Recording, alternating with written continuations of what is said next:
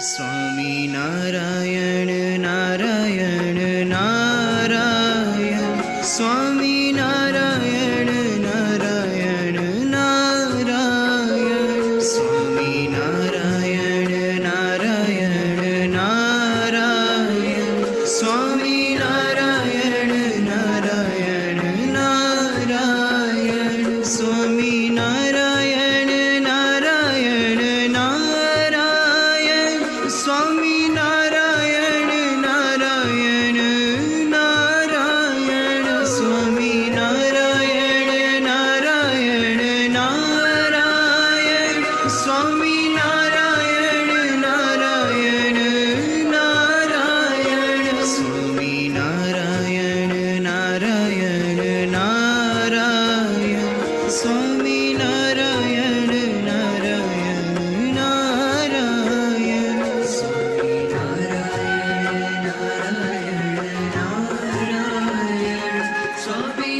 Swaminarayan, Swaminarayan, Narayan, Narayan, Swaminarayan, Narayan, Narayan, Swaminarayan, Narayan, Narayan, Swaminarayan, Narayan,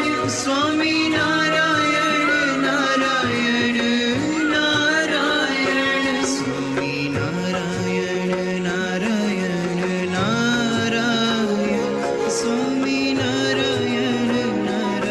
Narayan, Narayan,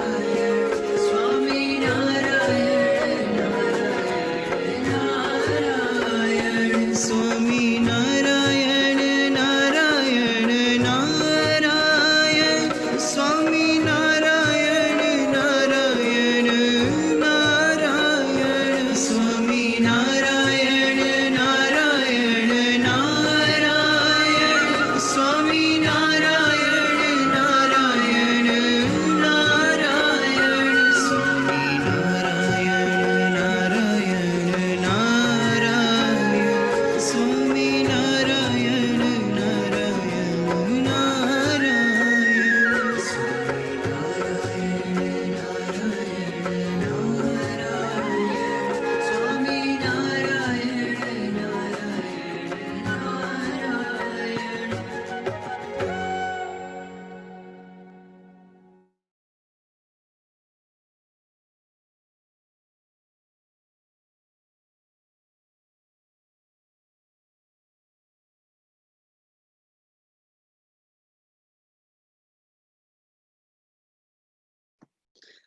Okay, guys, Jay Swaminarayan.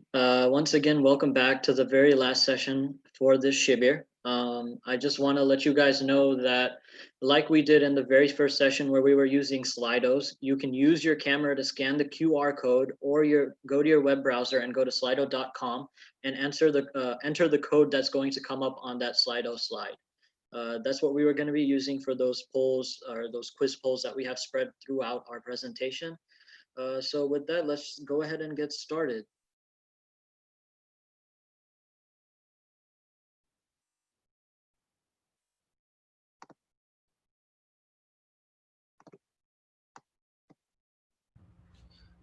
Can you guys hear me now? Yeah. And Jason Ryan Budane, let's get started with our last session. So as Dikshit mentioned, our first thing we'll do is a Slido. If you guys have the app, you can join through the app or go to slido.com and it'll tell you put a number in, 5530. We'll just wait here for a bit so that we can get a few people in.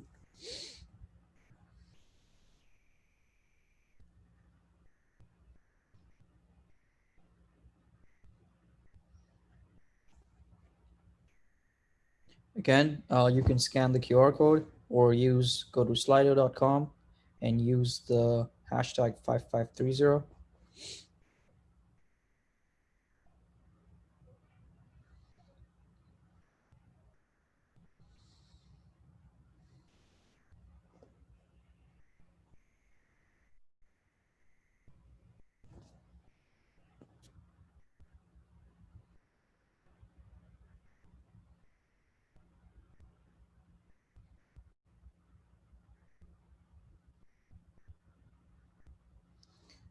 Okay, so now we'll go and show the question. So what are the 4 attributes of an Ekantik Bhakt? Is it Dharma, Arth, Kam, and Moksha? Is it Agna, Upasana, Moksha, and Dharma? Is it watching TV, playing games, going to movies, or hanging out with friends? Or is it Dharma, Gnan, Vairagya, and Bhakti? I'll give you 30 seconds to answer that.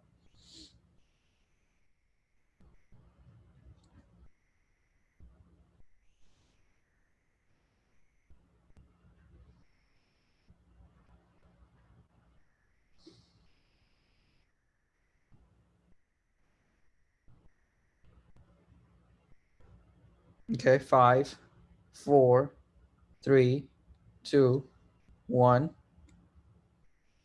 Right, so the right answer was Dharma, Gnan, Vairagya, and Bhakti.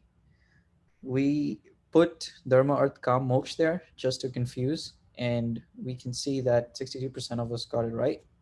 So let's go into And the if you slides. guys remember correctly, for all of us US people here, Dharma, Arth, Kam, and Moksha was actually one of our previous Shibirs. And those were explained as the 4 fruits of life. So that's what the first answer is supposed to be. Thank you, Dikshit. So what is Gnan? Gnan in itself means knowledge. Having knowledge of something is known as Gnan. But what is Ekantik Gnan or Ekantik Dharma?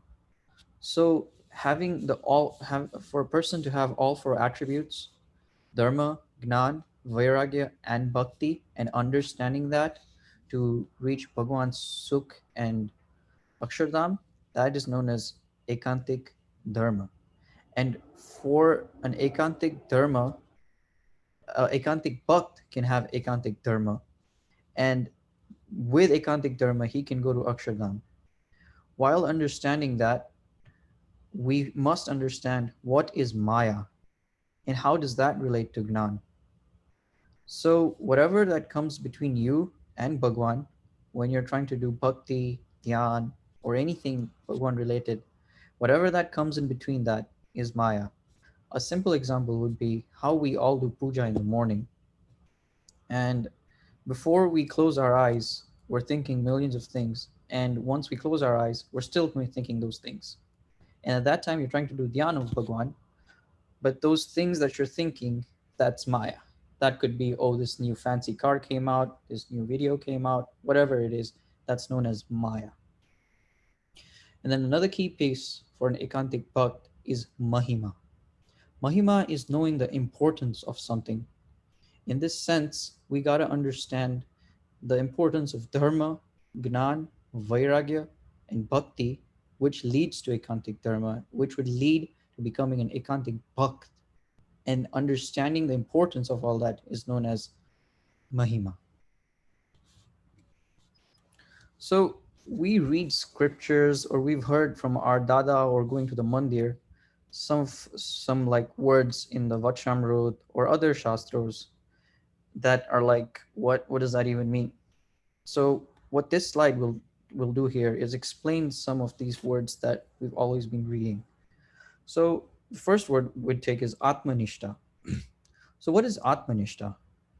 That's the understanding that we as this body is not really us. This body contains something else that's known as your Atma. And in terms of English, that's known as your soul.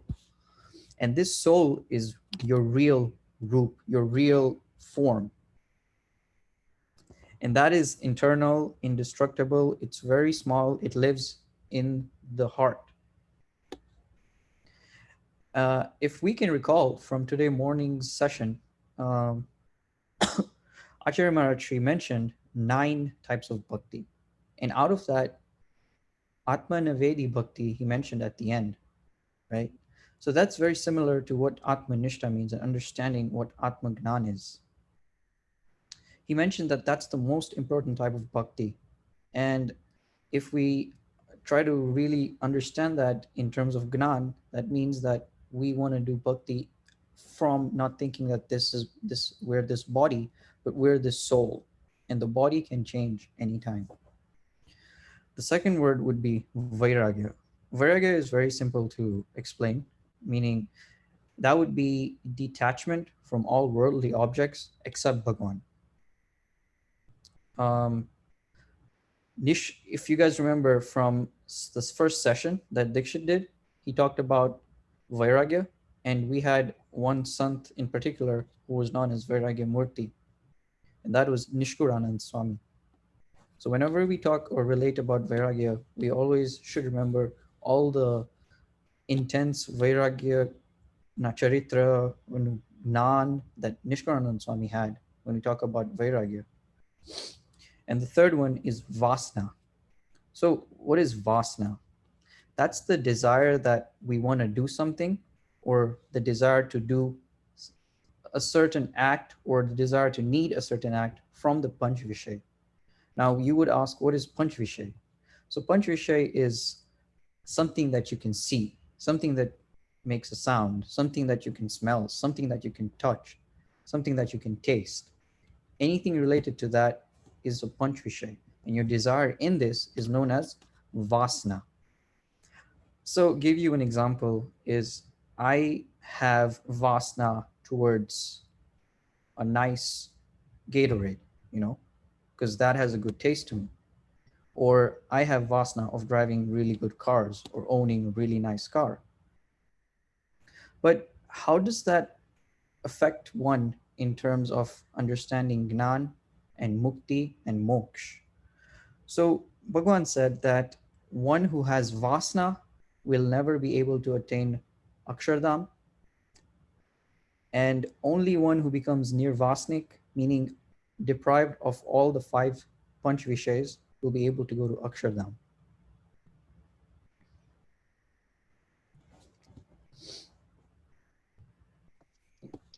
Okay, so as Dhruv just talked about and gave you some quick definitions about the main terms that you can use to understand what Gnan is, and he explained that Gnan is knowing the Atma and understanding Bhagwan's Mahima and what his Swarup is, right?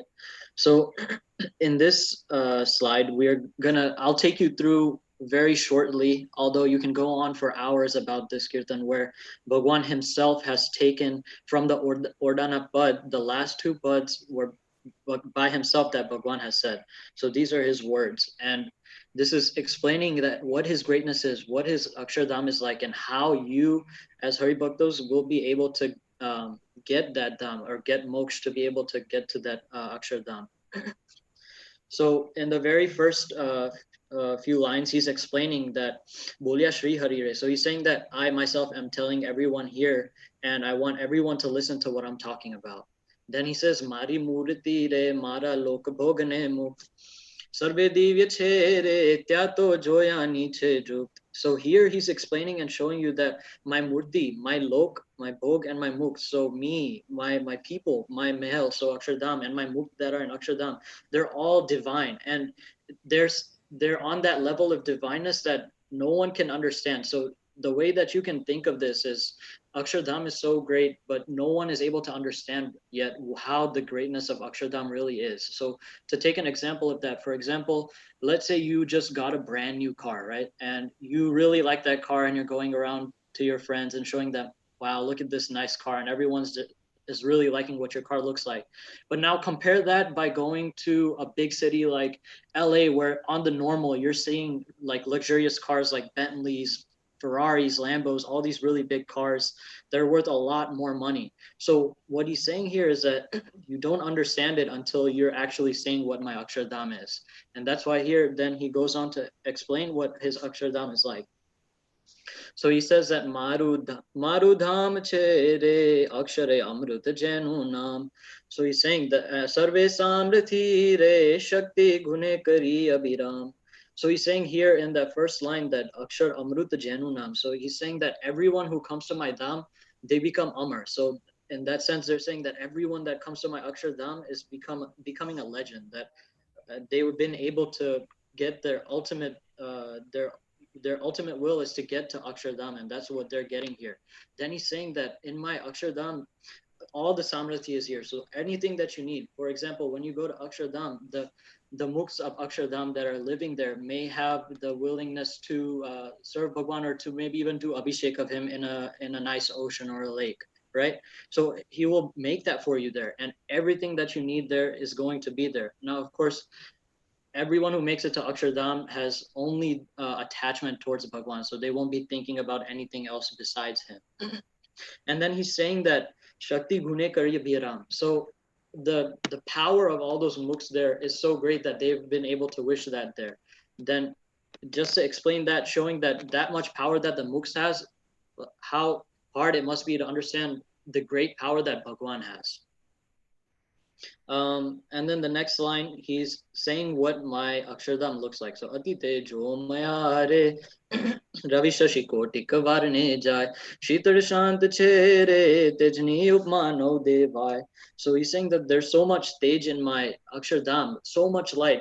Imagine all of the stars in the universe, all the stars when you look up in the skies, all of those stars, you're seeing that. And imagine just looking straight at that. But it's not harming you.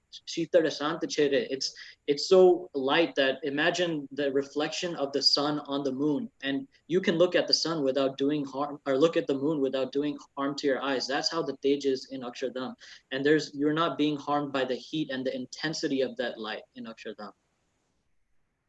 Then here we go to understand that what his swarup is like in Akshardham. Tema Hure Dvibhuja Divya Sada Sakar. So even here he said that Bhagwan has a Sakar form in Akshardham. He is Sakar. So that means that he's not just a light or that he has no form. He actually has a form. And here it's saying Dvibhuja Divya Sada Sakar. So that means he's looking exactly like he was when he came here on earth. He's a two-armed manifestation. And then if we go on towards the rest of this, he's explaining his greatness, saying that even compared to all the devs, the Durlabh devs, like he is even greater than all of these devs, and even for them to gain his holy dham is hard. Then he says, Jivishvartano re maya kard purush pradhan sone vashakaru re sohno prerakahu bhagavan. That he's saying that I'm the controller of everything, right? Jiv Ishwar Tano, everything, Maya Kard Purush Pradhan. And for all of that, I'm controlling that and I am the prerak of that. So he's basically the one that's motivating or starting all of that stuff in the world. Then Aganita Vishwani re Utpati Palana Pralay Thai Mari Mar Jivina re Koi Di Tarno No Todai. So here he's saying that even here you can go really deep, but in the most simplest terms, he is the one that's controlling the creation, the sustaining, and the destruction of all of the universes that we have. There's millions, Aganit, so that means uncountable universes, and he is the one sustaining, creating, and controlling the destruction of all of that. And when the destruction of that happens, nothing except his Akshardham and his Muks, everything else besides that is destroyed when Atyantik Pralay, which is the destruction of everything else except his Dham. Okay, so then he says, Mari marji vinare koithi tarnu no todai. So without his marji, without his wish of something happening, nothing is ever going to happen. You can even say that, for example, let's say a leaf falls off of a tree and the wind blows that leaf from one spot to another. Even though that small of a thing that has happened, without his marji, even that would not have happened. So everything is his marji. And then he's at the very end of this, he's explaining that this is how you should know me. And he's explaining that to all of his ashrit, that this is how you should understand my dham and who I am and the greatness of Bhagwan Swaminarayan. Then in the second, in this, the fourth pad of the Urdhana pad, he goes on to say and explain how all the Hari Bhakts can actually gain his Akshardham, how we can get to his Akshardham. So Hari Bhakt ne re jau hoye mare dham, to man sev jo re tam shuddha bhave the nishkam. तो तमें mail जो सो हरि भक्त ने रे रहु होए मारे पास तो तमें मेल जो रे मिथ्या पंच विषय नियाश. So here he's explaining two different things. One is how you can get to the Akshardham and how you are able to actually stay there.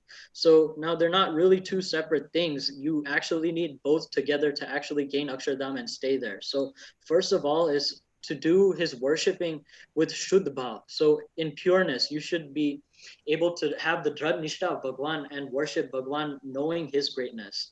And and how do you do that? Is by getting rid of the mithya of the Panchavishay. So he's saying the falsehood of the Panch Vishays. So what are the Panch Vishays? That's your five senses, right? Touch, sight, look, smell. So all your five senses that you have, that's you need to use that and control that in order to just use it towards Bhagwan. For example, using your eyesight, right? Some people may like to watch movies. In contrary, you can use that instead to look at and do darshan of Bhagwan's murti, right? So that's just one example. Then he's saying, मुझ भी न जान जो रे बीजा mic सवाकार प्रीति तोड़ जो रे झूठा जानी कुटुंब परिवार. Okay, so this one's a little funny, but so the very first line he's saying that Bhagwan, the only thing that is amike in the world is Bhagwan. Everything else that you can consider is Mike, right? So that is something that you have an attachment towards. So Mike is known as Maya, right? So something that you have an attachment towards. But the only thing that is amike is Bhagwan. And so that is why it's the hardest to actually get attached to him and get the detachment from all the other worldly things we have. He's saying priti tod jo re jhootha jani kudum parivar. So and then Sautam Padjo re Sarve Dhadkari Mara Niyam Tam Pararij Shere Dharmane Bhakti Karsek Shem. Then he explains also that everyone should have Dhrad Nishtha and follow all of my niyams, and in that me Dharma Bhakti and we will all be happy upon you. Sant Hari Bhakt ne re Didho Shikshano Upadesh Laka Hat na re Karta Shobhe Natavar Vesh Nij Jane Upare re Amruta Varshayanand Kan Jem So Aushadhi re Prite Poshe Puranchan. So all of this he's saying that my words I'm telling you for your own good, and that in the same way that um, a medicine will cure an ill person, my words, you can use my words to get your soul closer to me and get yourself attached to me, right? And basically towards the end he's saying that everyone should listen to what words I've said in these two buds here and sing them with happiness, right? And that's basically these two buds that Bhagwan has written to understand him and how his Akshardham is, why he's came to this earth, and how you can get to his Akshardham through all of the means that he's left with you on this earth. So with that, let's go on to the next one. Through. So that was a really good explanation by Dikshit to explain to us what exactly Ordana Pad meant and what every line meant. I had no clue what each line meant, and that was like really eye-opening for me. So just to give you guys a heads up that every line in that Ordana Pad was like trying to tell you Mahima, and it was trying to tell you Mahima through Gnãn, and that eventually will help you on the path of becoming an Ekantik Bhakt. So here we'll take a second kirtan by Muktanand Swami. The kirtan is about man and seva, and it's just going to give you a high level explanation of what is expected of an Ekantik Bhakt, or what can we be, how can we become such a Ekantik Bhakt. Sambhad beni hari jani ri tari Mohan varane man sangathe verjo. So here Muktanand Swami is saying that Sambhad beni, meaning, hey guys, listen up. Let me show you the way to make Bhagwan happy. Bhagwan hates someone who has man. So now we may ask, right? Like, what is man? Man is known as one of the antar shatrus. Antar shatru is like something that is inside us, meaning kam, krodh, lobh, moh. Like one of them is man, and Bhagwan hates man. साधन सर्वे मान बगाड़े पड़ विषे jam भड़ियु पैसा कर मा ahir jer jo. So what the second line means there is that, say you have a chocolate milkshake, right? Think of it as really nice. It's a hot day and you just want to drink that all day, every day. And if you take the venomous, a snake that's venomous, and you put one drop of venom in that chocolate milkshake, how is that chocolate milkshake drinkable anymore? It wouldn't be at all, right? And it becomes poisonous. Now think of this chocolate milkshake as us, a body. We have all these good qualities. And imagine that we get man in us. Man, in this case, is that poisonous, venomous snake drop that came into us, just as it came in the chocolate milkshake. And this chocolate milkshake became undrinkable. And if someone has drink that, he'll die. Same way we become completely nullified as humans and we just lose all sense. And that's what Muktanand Swami said here, that anything good you've done, if you have man, it's going to not count as anything. It's going to become negative, even though you've been doing puja for 50 years or you've done dan for 100 years. You have a small man, it's going to go away, all that punya. Then the next line, he says, Dasi thaine reje din dayadani, Nichi tel made to mane bhagya jo.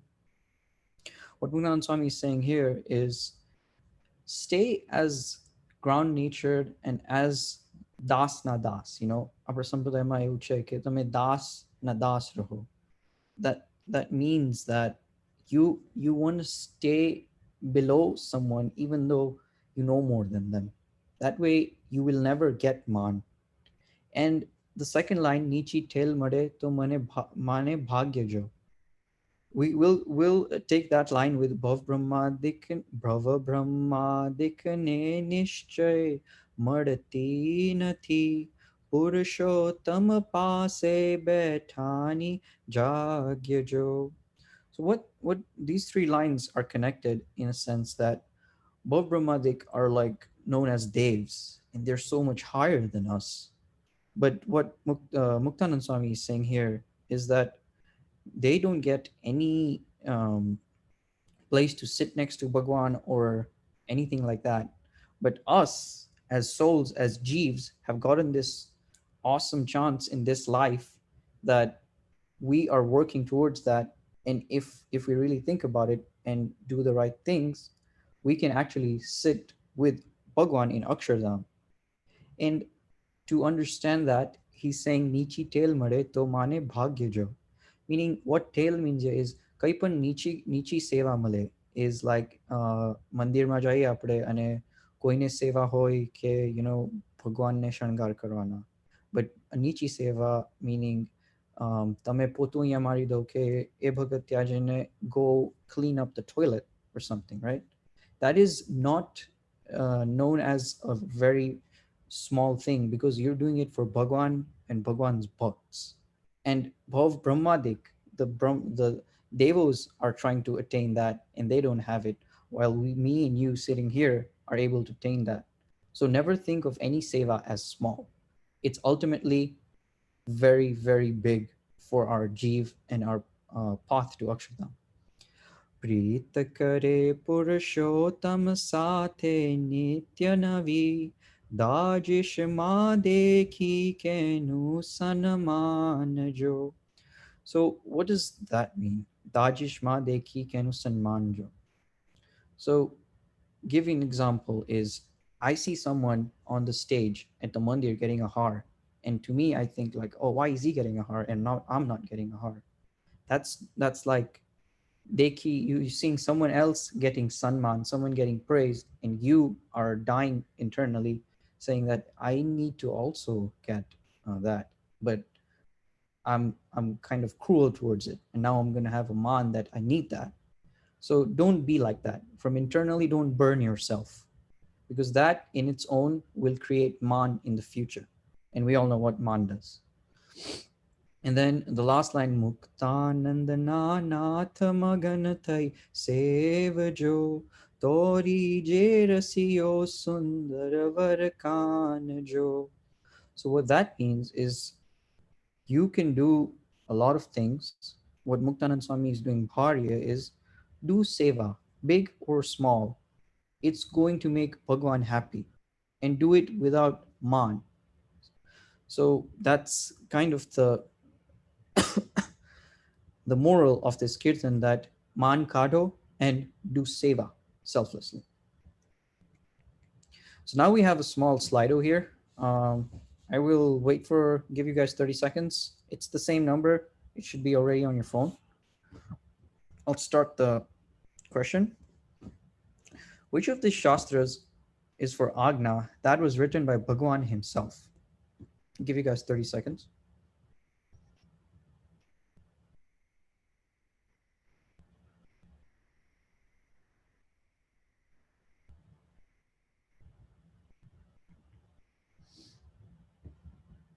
So I have 27, 28 people answered. Come on, guys. Let's try get that 50 mark.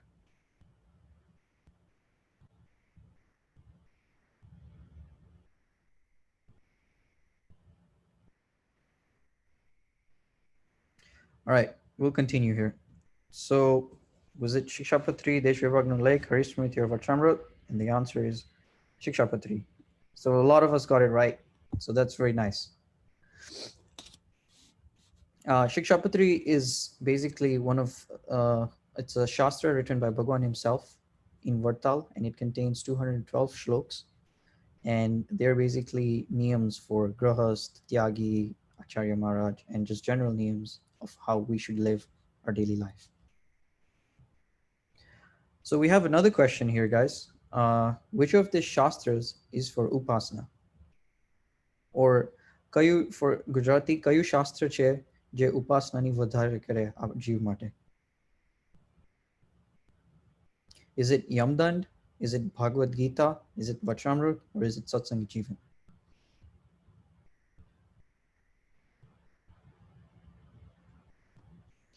I just want to mention, if you're using the QR code or even going through the browser, if you keep that browser open, you won't have to rescan the QR code to actually get to the session. So as long as you leave that open, you will just have to just open back up on that tab or on that app and just choose the answer to the question from there.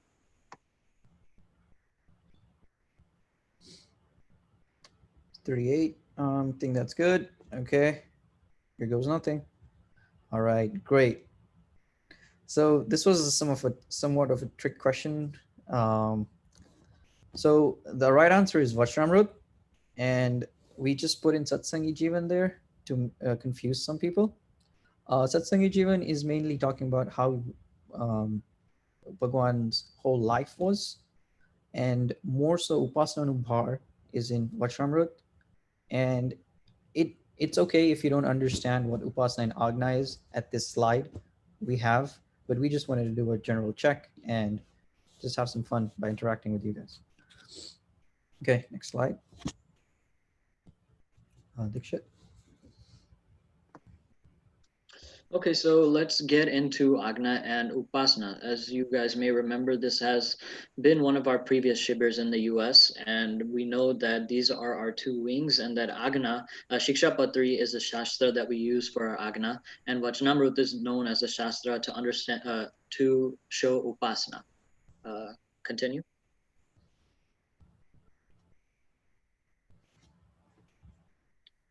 You can continue. And you can continue one more.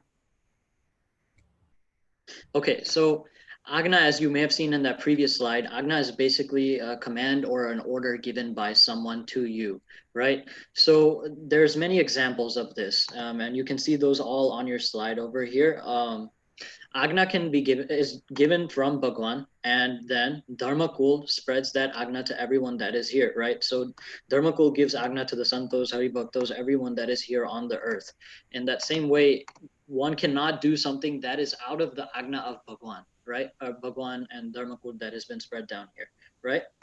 So you should not be breaking the agnas that we have been given by Bhagwan that have been explained in various different places. For example, the Shikshapatri.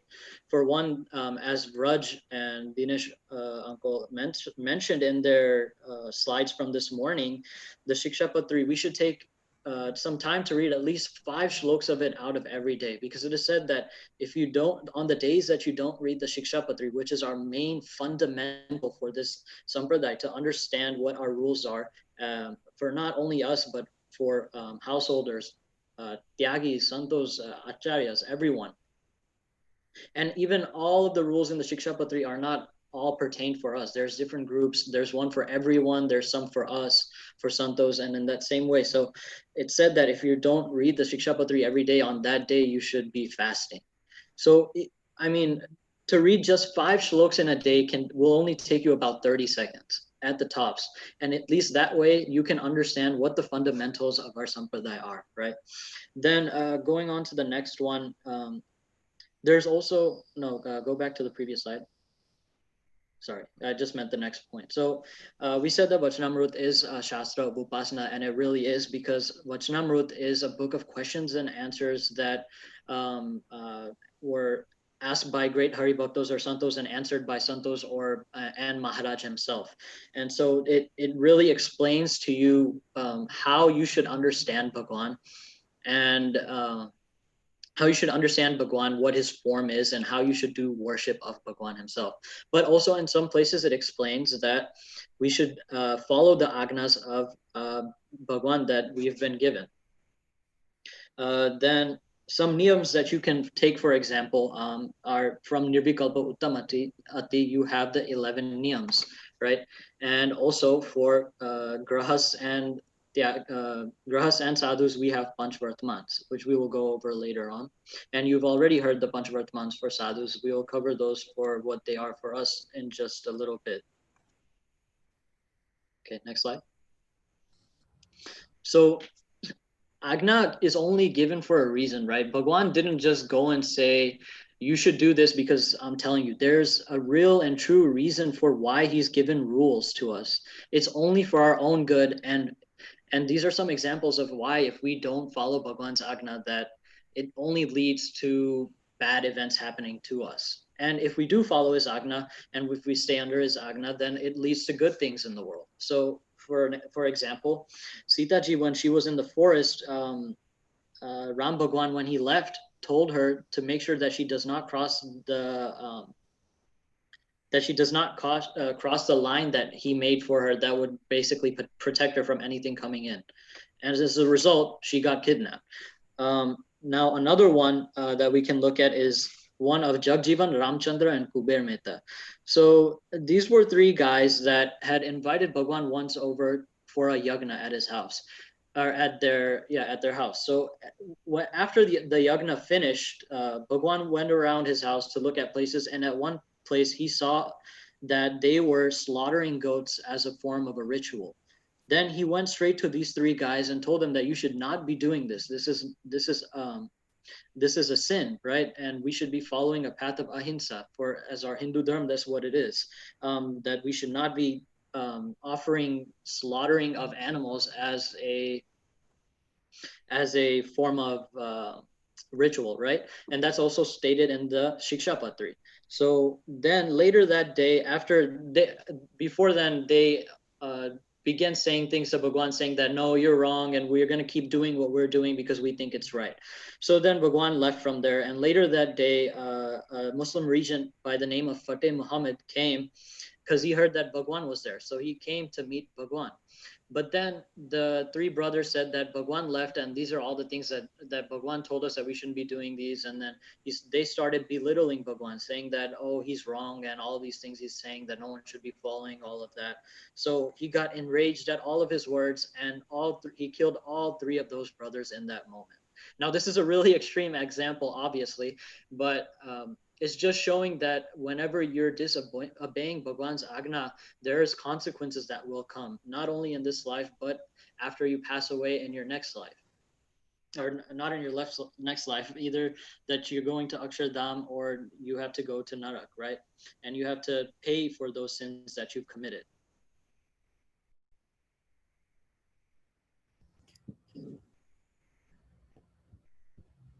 Okay, so as I mentioned in the Vachanamrut, it also mentions why people should be following Agna of Bhagwan, right?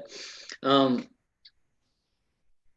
we'll use the second Vachanamrut that's stated there as an example. So even this is also stated in the Shikshapatri that if a person ignores the Agna of Bhagwan and he begins to stray away from them, then he will suffer distress in this world and in the world afterlife.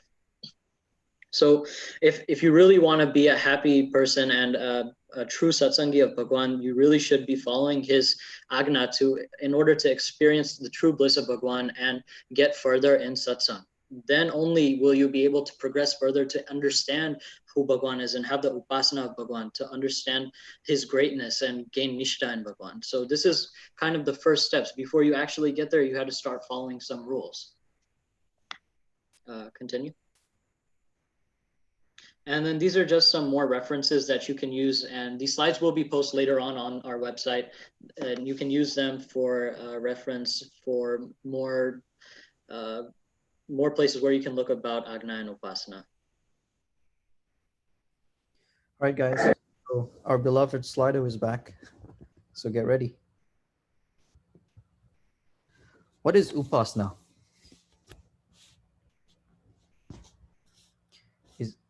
Is everyone on the Slido? Okay, cool. I see the number going up.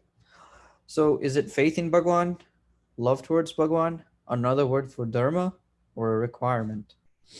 I'll give you guys 30 seconds and then we can continue.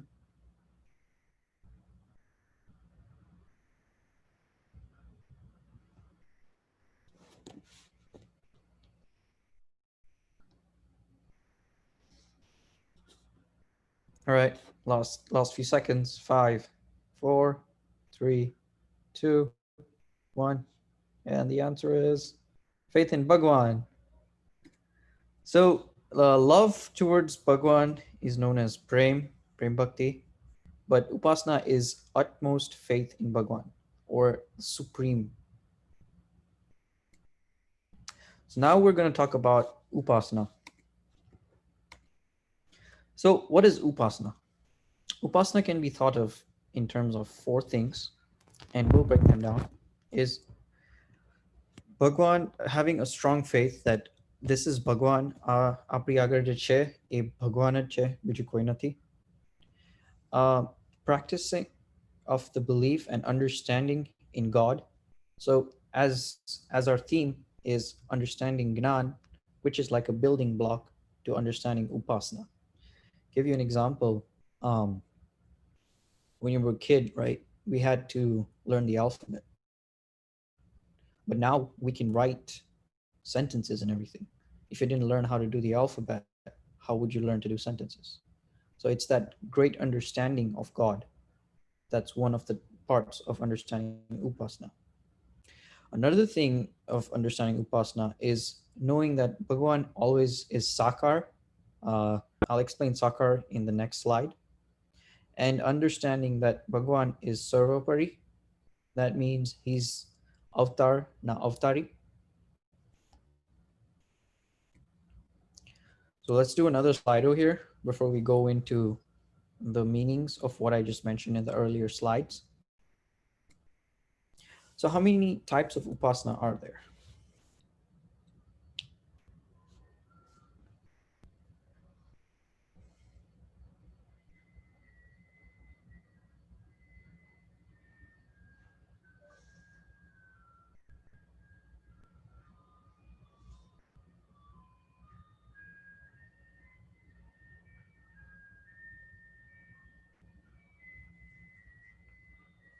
Okay. Awesome. So this is great. So now since we have the wrong answer chosen by almost say 60% of us, it's going to be fun for me to explain why it's 4. So types of Upasana. We have 4 types of Upasanas: Sakar Upasana, Shuddha Upasana, Pragat Upasana, and Sarvapari Upasana. And putting all this together and understanding it one and doing that type of Upasana for Bhagwan is what Ekantik Bhakt must have. So what is Sakar Upasana? So let's break that word. Akar. Akar means a shape, meaning a chair has a certain shape. A rectangle is a certain shape, a square is a certain shape. So Sakar means Bhagwan has a shape and a form. And Bhagwan is not Nirakar, not energy or light. He has a form. What does Shuddh mean? Shuddh means that there is only one Bhagwan and everyone else is a Bhakt. Tomorrow, if all the Muktos in Akshardham say that we're going to make a new Swaminarayan Bhagwan, that's never going to happen. But if Bhagwan wants to make all the 7 billion Jeeves right now residing on earth Muktos, he can do it with a click of his hand. So that clear distinction between Bhagwan and Bhakt, and a Bhakt can never become a Bhagwan. Pragat Upasana, what Pragat means as whatever you see in front of you is who Bhagwan is. And we will go over that more detailed in the next slide. And Sarvapari Upasana, what that means as Bhagwan is above all, and Bhagwan is the cause of all avatars. So, give you an example. I'm sure you've heard of Amazon. Amazon's CEO is Jeff Bezos, and he has multiple directors working in multiple countries all the time. But through the power of Jeff Bezos, a director can sign something on his name. And the same way, if we think of Bhagwan, Swaminarayan Bhagwan is this relatable person to this lineage that Bhagwan is like the Jeff Bezos of everyone. And all the other avatars that came is not like the directors came with the power of Bhagwan. So what is Pratyaksh? Pratyaksh means that something that we can see in front of us. So when Bhagwan was here in his time, we could see him and he was Pratyaksh, meaning my phone, I can see it right now. So it's Pratyaksh in front of me. But what about thinking of Pratyaksh or Pragat Upasana when Bhagwan is not here? So Bhagwan said in the Vashamrit that once he's not here, we should think of his murtis in mandirs that have been placed by Acharya Maharaj after getting Guru Mantra are Pratyaksh as Bhagwan. Thinking of upper Sarup of Bhagwan would be another Pratyaksh form would be Shastras of Bhagwan. And the third is Acharya Maharaj himself is an upper Sarup of Bhagwan, meaning he's Pratyakshly present in them. So from the Vachamrut, we can see in Gadra Pratram 40, Bhagwan mentions that Bhagwan in Akshardham, how is he? He has 2 arms, he has 2 legs, he has 2 eyes, 1 nose, 1 mouth. So the same kind of Bhagwan that we see in the murtis, in our mandirs, in um, anywhere else we see the form of Bhagwan, that's how he is in Akshardham. And he's not like us, meaning he doesn't have any Maya in him. Maya is above him, and he doesn't like. Give you an example is once I grow old, my hair is going to become white. But if Bhagwan grows older in Akshardham, that's never going to happen because there's no Maya there for him. And he's there in a real form, meaning he's Sakar. And if a Satsangi believes Bhagwan is Sakar, they're a true Upasak. So more on Vachamrut, Loya, the first one, he said that God appears like a human being for the good of the people. In Panchara 7, Bhagwan said, if God has no form, how could he see? So God has eyes, ears, etc. But all that is divine in him. It's not like ours.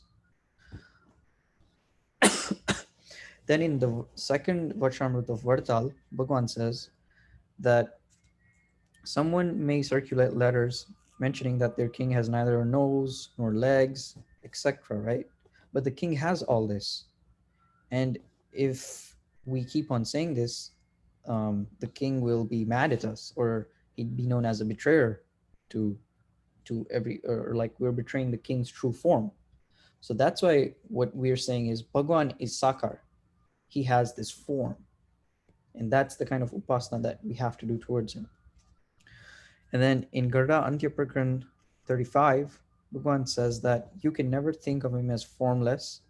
And if you, and his upasana God cannot be firm if he thinks of him as formless. And he also continues to mention about Sarvapari that he is the creator, maintainer, and disintegrator of innumerable universes. He always lives in Akshardham. So as mentioned that he's the controller and he sits up there controlling everything in countless number of Jeevs and Brahmans. So this is just a Varshamrit reference that when we upload the slides, you guys can check out Upasana especially. And just to give like a short summary of like, hey, I've been talking and rambling on for so long about Agna, Upasana, and all that, but how can we like somewhat understand that in terms of what Vachamrut kind of has this kind of tie-ins and stuff? So in Madhya nu Pelu Vachamrut, or Madhya's first Vachamrut, that would be Garha Madhya. Bhagwan says that Mo nu Swarup Manya Vishay Bhranti Jevu Thaiche. So what that means is that Mo is a type of love towards something, and it's a form of fake love, meaning it's of a love that is not certified by Bhagwan and Bhagwan Sant or Bhagwan's Acharya.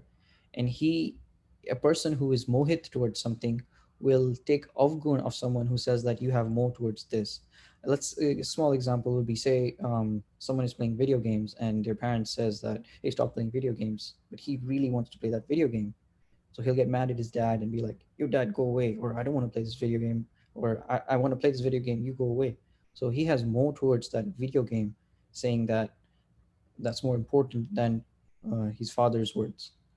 Then another thing that Loya 6 is actually pretty big. When we slant out the slides, we can take it there. But Madhinu 35 is another one with Upasana. So if you guys remember, we learned about Atmanishta, knowing the body is not this body, but is this Jeev. And as we're talking about Upasana, what Bhagavan says is without Upasana and only Atmanishta, one cannot get Kalyan. So what this means is that if you have Upasana on Bhagavan and you don't have Atmanishta, Kalyan is somewhat possible still. But if the opposite way is that you think of yourself trying to go through this life, meaning I'm this strong person who will go and think of me as my Jeev and do all these things, but you don't have any Upasana towards Bhagwan, you'll never reach anywhere. A simple example here is that you have a big sea and it has like currents where insane hundreds of feet of currents coming and going, and you have to go from point A to point B in that sea.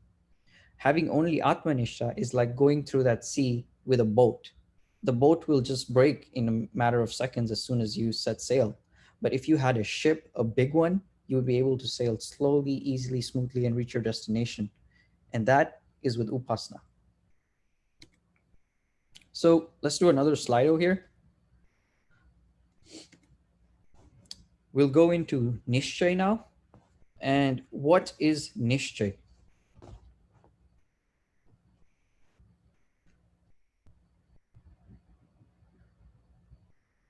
Is it utmost faith in Bhagwan, another name for Vairagya, a command, or one of the four Vedas?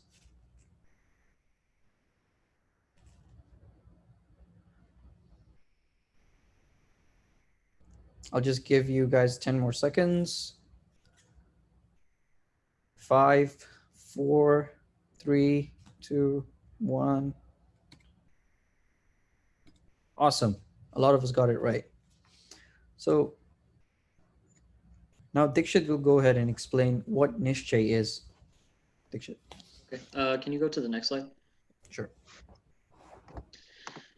Okay. So Nishchay is basically having utmost faith in Bhagwan, no matter what you hear, no matter what you see. Understanding that what his word he has set in stone, and the Shastras are all of the four main pillars, right? That would be Acharyas, Devs, Mandirs, and the Shastras, right? That everything that he said about this is true, and understanding and having faith in that is what Nishchay is understanding the truth of what everything is. For example, as you can see written here, scripture says is the Shikshapatri Vachanamrut and Desh Vibhagno Lake. If we take back a look to the very first day on the very first session when we started explaining about Acharyas and Desh Vibhagno Lake. So having firm faith that Bhagwan has written this lake for a reason and that the line of succession of Acharyas is there for a good reason, right? Is so that we understand our fundamentals and that we know who our true guru is, right? And to be able to understand, and in that way, we will be able to get more closer to Bhagwan and understand him better. And to be, so the reasoning for this is that we have the faith in the truth that he's left on the earth. Right, so in Desh Vibhagno Lake, it is given commandments for the line of succession for the acharyas, for example, right? So in that way, and given in that constitution, if it's followed the true acharya right now, which is our acharya, Acharya Shri Ajendra Prasad Ji Maharaj. So understanding that and having the faith that Bhagwan has left those rules for a reason and understanding the truth, in only that way you be able to understand Bhagwan and get closer to him. Because remember, if you go back to the very first, if you go back to the sessions where Laji Maharaj stated that these four pillars were very vital because there's one that there's givers and then there's also takers, right?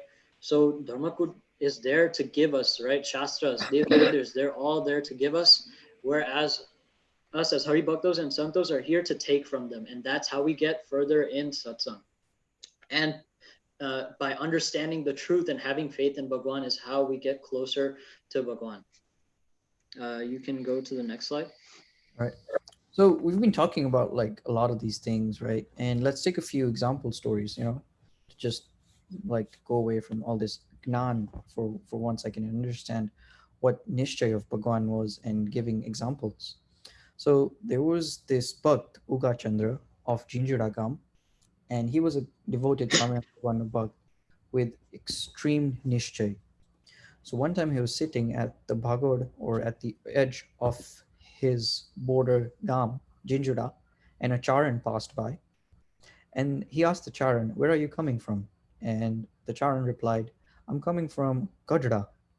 And the Charan saw the Tilak Chandlo on Uga Chandra's forehead, and smirkingly he said, "Oh, Jai Swaminarayan." And Uga Chandra then said, "Oh, Jai Swaminarayan."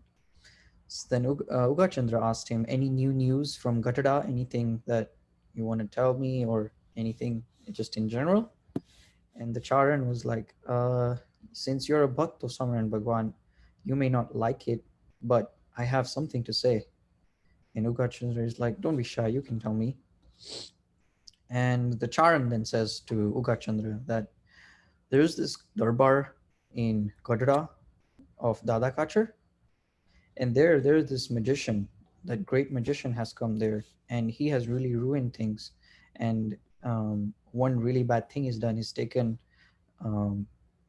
Vash, meaning he's spelled or taken under his spell all the four sisters of Dada Kachar, and it's really, really sad to see that happening.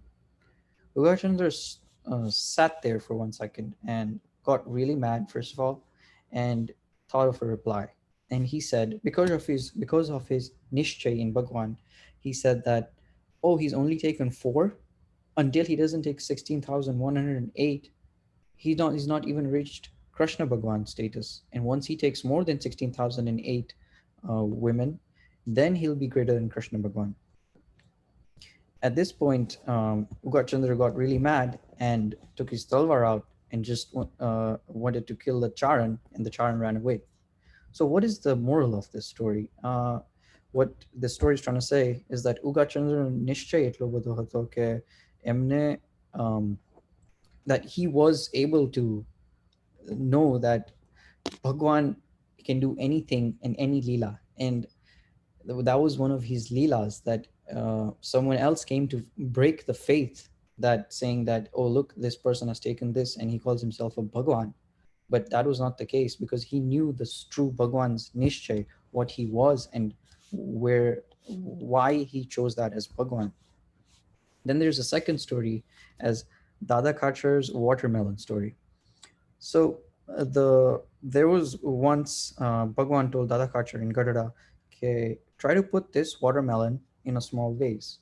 And Dada Kachar went towards the side and started doing that for hours and hours and hours. And many bhaktas passed by and did darshan of Bhagwan, sat with Bhagwan, talked with Bhagwan, and it was a fun time. But they would look at Dada Kachar on one side and be like, what is Dada Kachar trying to do? Right? Like, it's impossible to put a watermelon in a vase because the opening is so small. So everyone, one by one, came. He looked there for, he sat there trying to do this for a long time, hours or hours. And suddenly one Bhakt came and he's like, Dada Kachar, what are you doing? And the other Archer replied to the Bhakt saying that, hey, Bhagwan told me that this watermelon has to be put in this. So I'm trying to do it for until I achieve it. And then the Bhakt is like, but that's impossible. You really can't do that. And the other Archer then said that, but it's Bhagwan's word, and Bhagwan's word is the ultimate. So that shows Nishchay towards Bhagwan's word, that anything Bhagwan says is true. And that's what Dada Kachar was trying to prove to all the other bhaktos by sitting there for a lot of hours, saying that even if we don't understand it, do what he said. Then the third story that is one of my favorite stories of in the Sampradaya that I've heard and make me understand Nishchay really well is about Rumal and Talvar. So Bhagwan was once seated in Gatada near the Neem tree, and he was just about to start the sabha, and he did his hath nu latku. What hath nu latku means is he took his handkerchief out and showed it to everyone. And he showed this handkerchief to everyone and asked everyone that from today, not asked, but claimed, saying that this rumal is now a talwar. And all the bhakts and all the kachar bhakts there said that, no, no, Maharaj, that's a rumal. And Bhagwan is like, no, that's a talwar. And Muktanand Swami, only one brave soul, said that, no, okay, Bhagwan, that's a talwar. And that's it. The sabha went on and finished. And then all the bhaktas and kachars came to Muktanand Swami after the sabha and said that, Muktanand Swami, you couldn't see the rumal or what? And Muktanand Swami gave a great answer saying that, I did see the rumal, but let me explain to you why I said that it's a talwar. If we think about it, Bhagwan created this earth. Bhagwan gave the name of a rumal to a rumal. Bhagwan gave the name of a talwar to a talwar. Tomorrow morning, if he wants to call a rumal a talwar, it's not me to decide. It's him who has said that. So if a rumal becomes a talwar, it really doesn't matter. And all the bhaktos then understood that, oh, he is the creator of everything. And this way we can see Muktanand Swami's Nishchay. So let's do a small Slido here. So what are the characteristics of a good Hari Bhakt? You can select multiple answers here, or just select, is it do puja? Is it read the Shikshapatri, wake up late, never say Jai Swaminarayan? So I think we all get the point that it's, as most of us are saying, 91% do puja and read the Shikshapatri. Okay. Dikshit? Okay. Yeah, it looks like everyone was trying to be funny on the last one, right? Waking up late. All right, let's look through the rules of what a good Hari Bhakt is supposed to do. Not wake up late, which is one. But going forward, as these were actually mentioned in Raj's presentation this morning, Raj and Dinesh's presentation this morning, we get up early for a reason. We get up early and go do puja of Bhagwan, and then after we do that puja, we pagilag our elders. And we do all of this for a reason, right? And that was explained by him in the morning. It's so that we can start our day in a good way and that we can have Bhagwan always with us, right? So we first wake up and just think about Bhagwan for a second before we even do anything. Then you go to answer the call of nature, and then you do you take a bath and everything, then go straight to your puja, right? So you do your puja, you pray to Bhagwan, and with that you're keeping Bhagwan with you for the rest of the day, no matter what happens. You will know that Bhagwan is there with you. Now, for males, we should be doing Tilak Chanlo, right? Now, I know a lot of people don't like doing Tilak Chanlo outside because they think that it may be, people may be judging them or make fun of them, right? But now let's take this for an example, right? Christian people have this thing, some Christian sects have this thing where it's called Ash Wednesday, and you can see them that they have a cross of black ash on their head.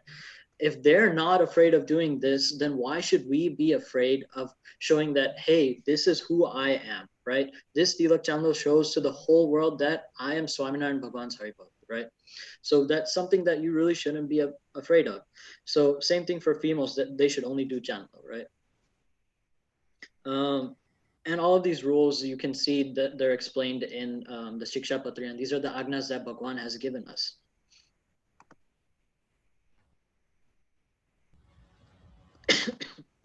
Okay, so going on, as I mentioned, you should read the rules from the Shiksha Patri on a daily, at least 5 shloks a day, right? So 5 precepts a day. And there really shouldn't be any excuse for why someone can't read 5 shloks in a day. The Shiksha Patri is available readily in English. You can even find it online if you really need to. And 5 shloks at the max for anyone in the US that's fluent in English should take 30 seconds. That's it. And he's given us all of these rules for a reason, right? He wants us to be successful, he wants us to be happy, and he wants us to be safe. So in that reason, you should always follow these rules to get the Rajipo of Maharaj upon you. Next slide. Yeah. And then ending that with just a few more. To a good Haribhakt, practicing satsang is the most valuable thing in his life. And it's more important than anything else to him. Like a good Haribhakt or a satsangi will say, for example, we have either on Saturday or Sunday at Mandirs, we have Sabha, right? Many people will say, oh, I have this function or I have this event that I need to attend. But in reality, a true satsangi will put away anything to go to Mandir and to have time at Mandir just to see Bhagwan or do darshan and do satsang, right? That's what a good satsangi would do. So we really should take out that time and put that time apart for Bhagwan to go to Mandir, that we go every weekend. It's not like we're going every day. It's once a weekend. No, once a week. And yeah, as I mentioned, Siksha Patri was a stepping stone for all of the Haribhaktos. All right, guys, slide time. What is bhakti? Is it devotion towards Bhagwan? Is it another word for mo? A trait that bad satsangis have? A religious scripture? And here I don't mean mo, I mean mo, the one we learned. Okay, good number. Let's go ahead. Oh, awesome. Everyone got this. So we should just skip the bhakti slide, right? No, well, I'll explain that one. So what is bhakti? Bhakti is singular devotion and worship to Maharaj or Bhagwan. And there's 9 forms. Shravanam, meaning katha and lila, or listening to katha and lila. Kirtanam, singing kirtans of Maharaj. Smaranam, meaning remembering him from your heart. Pad Sevanam is meditation of Maharaj's feet. Archanam, puja of Maharaj, meaning in the morning we bathe him and we then make him wear clothes, etc. Vandanam, bowing down to Maharaj. Dasyanam, servant of Maharaj, as Muktanand Swami said earlier. Dastho. Sakya, Sakya, meaning Sakhi Bhav, meaning behaving as a friend of Maharaj or having some sort of relationship. And Atmanivedanam, if you guys remember, this one was from Maharaj Shri mentioned that this is the utmost type of bhakti, unconditional surrender to Maharaj and following Maharaj's word. Slido, one more, hopefully. So what is dharma? Is it an act of disobedience, following rules prescribed by Bhagwan, a holy place, or the name of our sampradaya?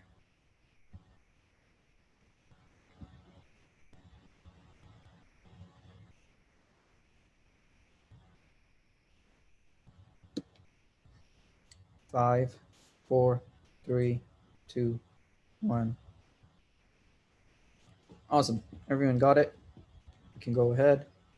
What is dharma? Staying within the rules and agna of Maharaj, e.g. Panchvartaman. We'll explain that in a later slide. the practice of religion through his agna and serving saints and satsang.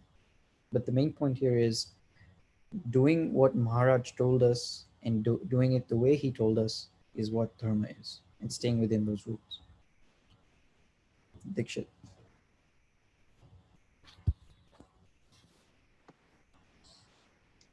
Okay, so once again, going back to the fact that the Shikshapatri is a fundamental for our sampradaya, and that everyone should really read it daily to get started in our sampradaya, to understand what our rules are and what we should be, how we should be living our lives, right? And that's actually explained in a lot of different places.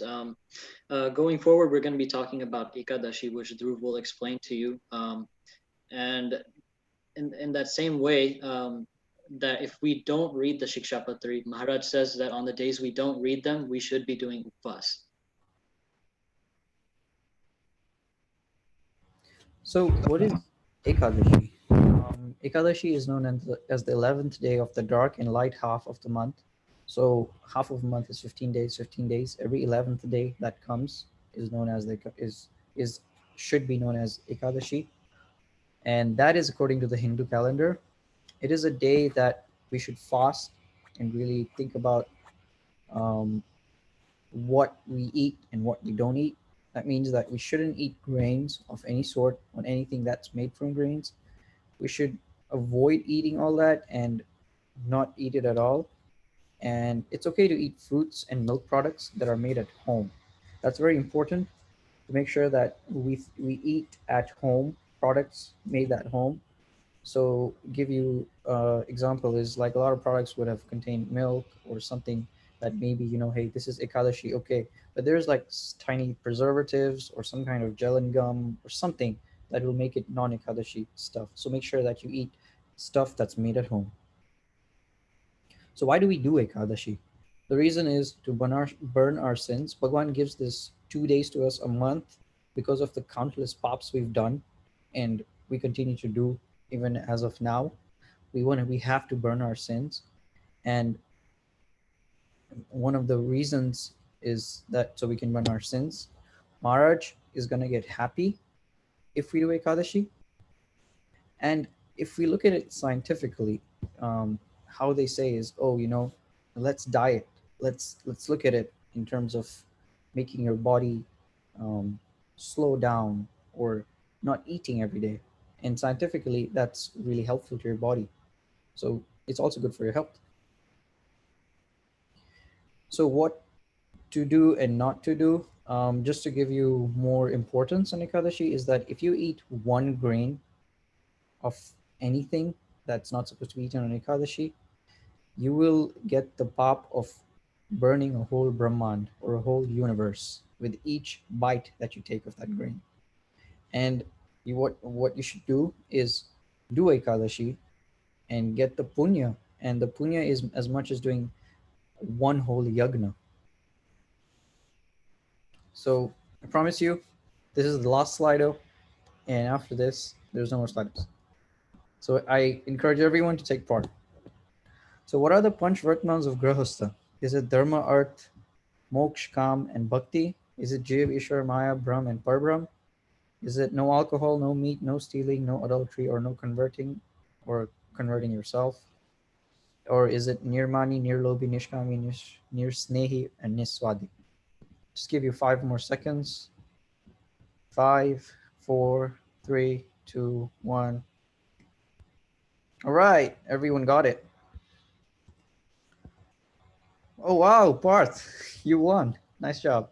Second was Sahil. Third was Vatsal. Fourth was Parth Kacha. And fifth was Parth. Is Parth spamming? Are you like playing as multiple parts, Parth? Um, okay, let's finish. This is the final slide. So what is Panch Vartaman? These are 5 Vartamans that Bhagwan has said that every Satsangi should follow. The first is do not drink or consume any alcohol. Do not eat meat. Do not steal. Do not commit adultery. And do not convert or convert others. Just to explain that more is don't change like your religion based on something, or don't try and convert someone else and just go and sit on their neck and be like, hey, you become satsangi. No, we should always do everything peacefully and nicely. And that's about it. Thank you for listening to uh, this Gnãn Shibir session 4. I know it was a lot to digest and a lot of new words. So please refer back to this slide. It's going to be on SVG. And hopefully you guys took notes. And we're always here. You can ask us questions. I'll give the So before I let everybody go, I just want to make some concluding points about the entire Shibir, and then we'll end off with taking a few words from Rahul Bhagat. That's also going to state a few points. But let's go back all the way to day one, right?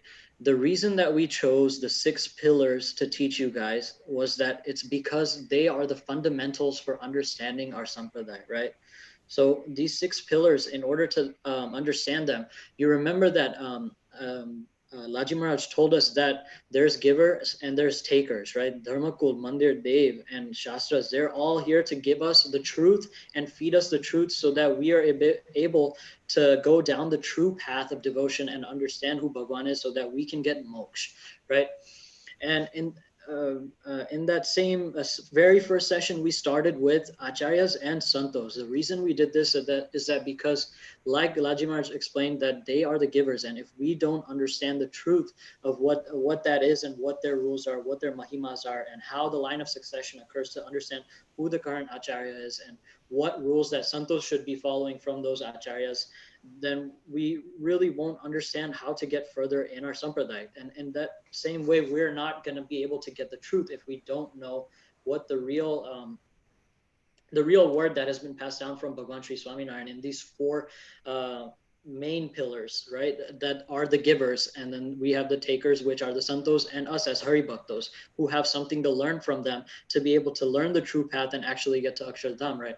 So in the very first session, we mentioned that Sanjay Bhagat mentioned to all of you guys what the Mahima of Acharya Maharajas are, what their rules are, and what their rules are from the Desh Vibhagno Lake, and how their line of succession comes about, and what the truth is, and that our Acharya Maharajas, Param Puja Dharmadurendra Ekacharat Acharya Shri Ajendra Prasad Ji Maharaj, and why that came to be. We even showed you guys what the video of the Pitha Abhishek that we did, that we showed you of that YouTube video. Now, we do the shibir, so not that you guys can only just take away some points, but there's a couple of steps there, right? So you get these points, then you can look at them, but the main goal for you guys is to take these points and actually understand something for them, whatever it may be.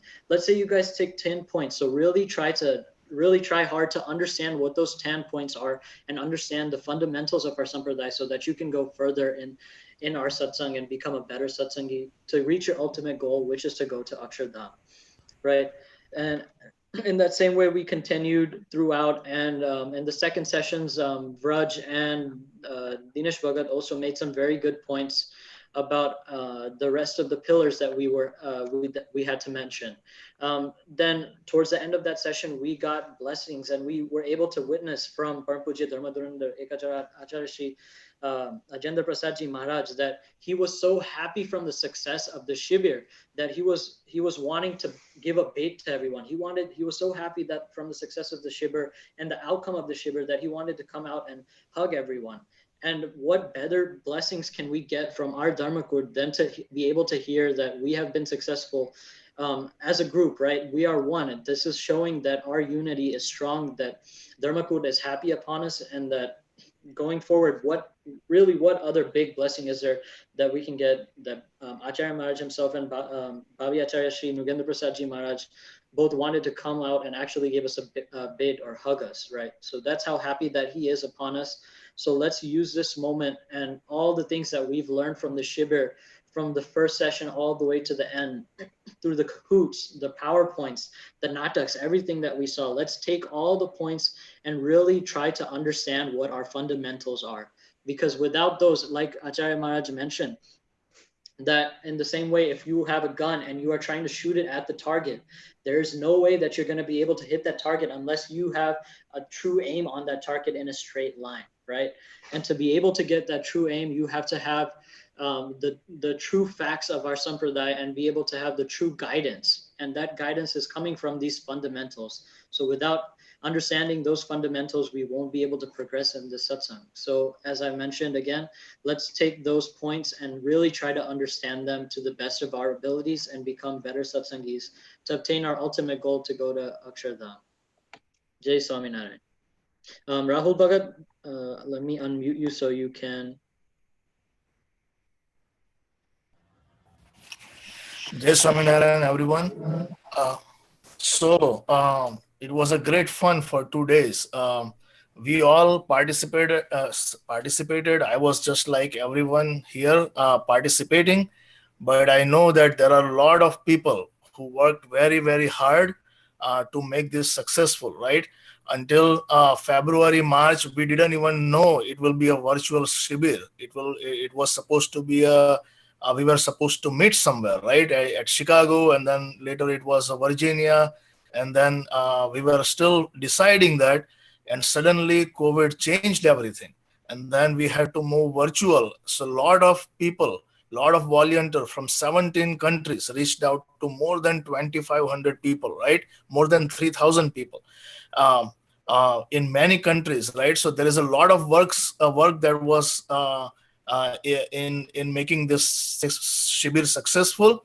So let's put our hands together on the camera for everyone who helped and say thank you to them. Let me see on the camera. Very good, very nice. Yep. And you know that this was LNDYM has hosted Shibir for last 9 years. So next year will be our 10th year. It will be 1 decade. So it will be even bigger, right? And next year in summer, our Shibir theme will be Seva. So this year it was Gnãn. Next year it will be Seva. So in 2021, Shibir theme will be Seva. Now we don't know exactly the date and location and time and all that, right? So we always announce the next year's plan, but then we reach out to everyone later because of the planning. And this year there is a COVID. We don't know how it is going to work out. So, but we have a communication channel with your email address, and everyone now knows how to reach out to LNDYM via Twitter, via Facebook. You can get engaged on the YouTube channel, right? There are many different ways. So stay in touch with everyone, stay in touch with LNDYM, and you will know that it will be even more fun next year, right? It will be even a decade, 1 decade of LNDYM Shibir. So it will be even bigger and better, right? So stay in touch with everyone. And we will announce the dates and time and the whole schedule soon for next year, right? One other thing is we also hold winter shibir, right, in a late December. We don't know again the exact weekend yet. Usually it is a weekend or of 3 days, Friday, Saturday, Sunday. So we will come out with a date, exact date, timing, and a theme for that. So stay in touch, and we will announce more details about that as well. So again, thank you for all the volunteers who are on the screen, who are behind the screen. There are more than 50 times more people, right? 100 times more people behind the screen that who you really saw on the screen. So there are many different people from many different countries who helped us. So again, thank you so much. And let's get started for the next year's Shibir. Thank you. Swaminarayan. Guys, I would like to add on to something in regards to this. First and foremost, everyone, you guys are awesome. Thank you for participating. Next year, we're going to make it even better. Everyone's going to be involved. We want everyone to participate. I want you to let your friends know next year to join in. And you guys are amazing. Don't forget what you saw this afternoon, those 2 videos in regards to COVID and the theme of just, having a mental power of being strong and healthy, and just, you could do anything you put your mind to. So don't forget. And the other thing is, we are one team, one dream, LNDYM all the way, baby. Okay. So make sure you guys all sign up for the different social media handles, and you make sure that you guys get on and be involved. Stay involved, be involved, and get in touch with each other. as much as you can. Try to talk to each other as much as you can. Love you guys. One team, one dream, baby. Take care. Jai Swaminarayan.